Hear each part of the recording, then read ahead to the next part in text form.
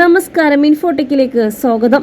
സ്വത്ത് കൈമാറിയതിന് പിന്നാലെ തന്നെ അവഗണിക്കുകയും താമസവും ഭക്ഷണവും ഉൾപ്പെടെയുള്ള അടിസ്ഥാന ആവശ്യങ്ങൾ നിഷേധിക്കുകയും ചെയ്ത 2 പെൺമക്കൾക്ക് നൽകിയ ദാന ആധാരം റദ്ദാക്കി കർണാടക ഹൈക്കോടതി.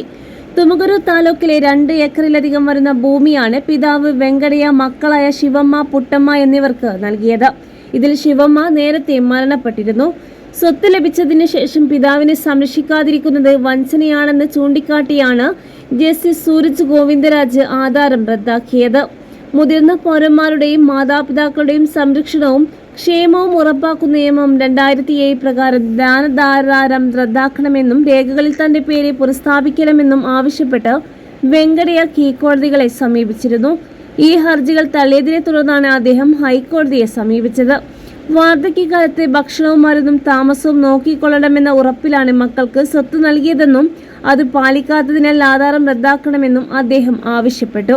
മുതിർന്ന പൗരന്മാർ അടിസ്ഥാന സൗകര്യങ്ങൾ ലഭിക്കുമെന്ന വ്യവസ്ഥയിൽ സ്വത്ത് കൈമാറിയ ശേഷം അത് ലംഘിക്കപ്പെട്ടാൽ ആ കൈമാറ്റം വഞ്ചനയോ ഭീഷണിയോ വഴി നേടിയതാണെന്ന് കണക്കാക്കി റദ്ദാക്കണമെന്ന് കോടതി പറഞ്ഞു. മക്കൾ പിതാവിനെ സംരക്ഷിക്കണമെന്ന് ആധാരത്തിൽ പ്രത്യേകം എഴുതിയിട്ടില്ലാത്തതിനാൽ തന്നെ സ്വത്ത് തിരികെ നൽകാനാകില്ല എന്ന് കീഴ്ക്കോടതിയുടെ നിലപാട് ഹൈക്കോടതി തള്ളി.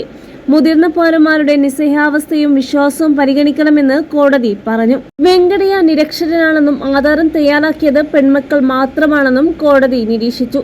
ഗ്രാമീണ കർണാടകയിലെ മുതിർന്ന പൗരന്മാരുടെ വിശ്വസിക്കുന്ന സ്വഭാവവും മക്കളോടുള്ള വൈകാരികവും സാമ്പത്തികവുമായ ആശ്രിതത്വവും ഒരു സാമൂഹിക യാഥാർത്ഥ്യമാണ്. ഓരോ ആധാരത്തിലും സംരക്ഷണത്തെക്കുറിച്ച് രേഖാമൂലം എഴുതിയിരിക്കണമെന്ന് നിർബന്ധം പിടിക്കുന്നത് നിയമത്തിന്റെ ലക്ഷ്യത്തെ തന്നെ തകർക്കുമെന്നും ജസ്റ്റിസ് സൂരജ് ഗോവിന്ദരാജ് പറഞ്ഞു. ആധാരം റദ്ദാക്കുന്നതിൽ എതിർപ്പില്ലെന്ന് മക്കളായ പുട്ടമ്മ അറിയിച്ചിരുന്നു. എന്നാൽ മരിച്ച ശിവമ്മയുടെ മകൻ നരഗൌഡ ഇതിനെ എതിർത്തു. എന്നാൽ മുത്തശ്ശനെ സംരക്ഷിക്കുന്ന യാതൊരു പങ്കും വഹിക്കാത്ത കൊച്ചുമകനെ സ്വത്തിൽ അവകാശം ഉന്നയിക്കാൻ കഴിയില്ലെന്ന് കോടതി വ്യക്തമാക്കി.